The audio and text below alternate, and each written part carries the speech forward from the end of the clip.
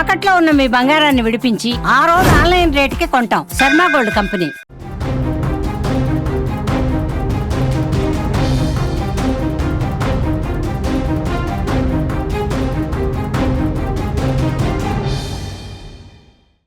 ఆంధ్రప్రదేశ్లో మరోసారి bird flu కలకలం రేకింది. పల్నాడు జిల్లా నర్సరావుపేటలో 2 ఏళ్ల చిన్నారి బర్డ్ ఫ్లూ సోకి చనిపోయింది. మార్చి 4న ఆమెను మంగళగిరిలోని ఎయిమ్స్ ఆసుపత్రికి తీసుకువెళ్లారు. బాలికను బతికించేందుకు వైద్యులు చేసిన ప్రయత్నాలు ఫలించకపోవడంతో మార్చి 16న ఆమె మృతి చెందింది. అయితే మరణానికి కారణం బర్డ్ ఫ్లూ అని తాజాగా వచ్చిన రిపోర్టులో అయితే తేలింది. ఆమెకు H5N1 బర్డ్ ఫ్లూ వైరస్ సోకినట్లుగా వైద్యులు తెలిపారు.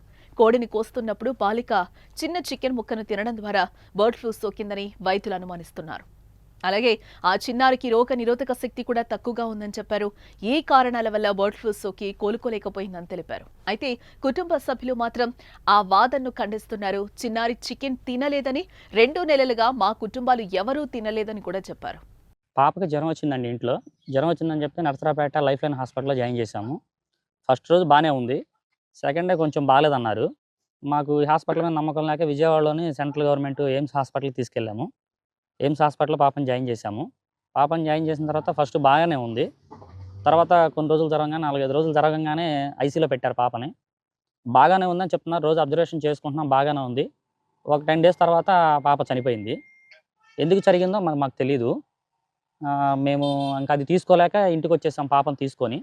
ఇప్పుడు ఏదో టెస్టులకి పంపించేసేసి పైన మాకు ఏదో వచ్చేసిందని చెప్పేసి డాక్టర్స్ చెప్తా మా ఇంట్లో మొత్తం వచ్చేసి బ్లడ్ టెస్టులు చేశారు మా అందరికీ. బ్లడ్ టెస్టులు చేసిన తర్వాత మాకందరికి కూడా నెగిటివే వచ్చింది. ఇబ్బంది లేదు. మా ఇంట్లో అయితే బాగానే ఉంది ప్రజెంట్ అందరికీ. మేము గత 2 నెలల నుంచి అయితే చికెన్ అయితే ఇంట్లో ఏం తింటలేదు. మరి ఎలా జరిగిందనేది మాకైతే తెలియదు వాస్తవంగా. ఇలా ఎందుకు జరిగిందో మేము కూడా తీసుకోలేకపోతున్నాం. వైద్యులు ఏదో వ్యాధి వల్ల వచ్చిందని చెప్పేసి ఇప్పుడు చెప్తున్నారు. మాకు తెలియదు అంతకుముందు. అప్పుడైతే పాప మామూలుగా నార్మల్గా చనిపోయింది అనుకున్నాము మేమైతే. ఇలా జరిగిందని ఇప్పుడు మాత్రమే తెలిసింది. అప్పుడైతే మాకు తెలియదు ఏమీ. ఆ చిన్నారి మృతిపై భారత వైద్య పరిశోధన మండలి కూడా స్పందించింది. బర్డ్ ఫ్లూ వల్లే మృతి చెందిందని నిర్ధారించింది.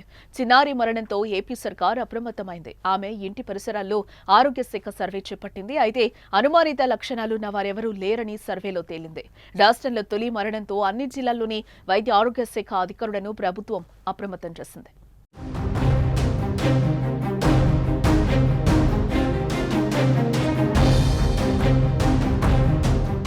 గత కొన్ని రోజుల కిందట ఆంధ్రప్రదేశ్ను బర్డ్ ఫ్లూ భయం వెంటాడింది. వేలాది సంఖ్యలో కోళ్లు చనిపోయాయి.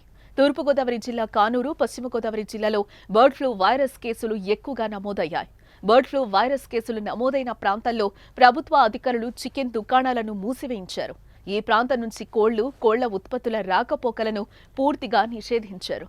దీంతో రాష్ట్ర వ్యాప్తంగా ప్రజలు చికెన్ తినాలంటే హడలిపోయారు.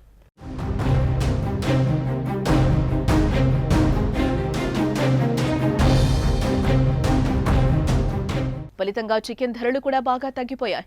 ఈ సమయంలో బర్డ్ ఫ్లూపై అవగాహన కల్పించారు.